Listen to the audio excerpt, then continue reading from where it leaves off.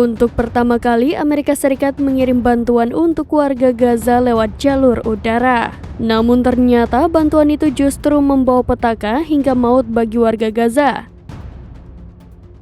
Pasalnya paket bantuan itu menewaskan 5 warga Gaza dan puluhan terluka. Dikutip dari tribunnews.com, hal itu dikonfirmasi oleh Kepala Rumah Sakit Al-Shifa. Ia melaporkan pengiriman bantuan Amerika Serikat jalur udara memakan korban jiwa. Tercatat setidaknya 5 orang tewas dan 10 lainnya mengalami luka parah.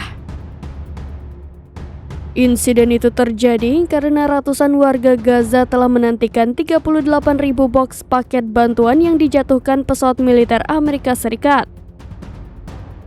Namun parasut yang tersemat dalam paket bantuan itu tidak terbuka dengan sempurna, sehingga paket box itu jatuh dan menimpa para pengungsi yang sedang menunggu di bawah.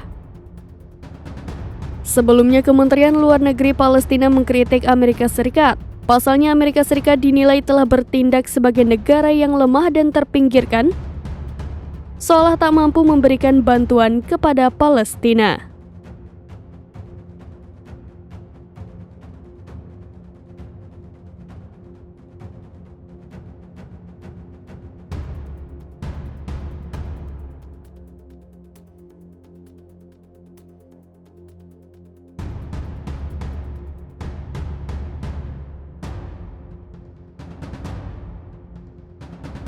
Download Tribun X sekarang, menghadirkan lokal menjadi Indonesia.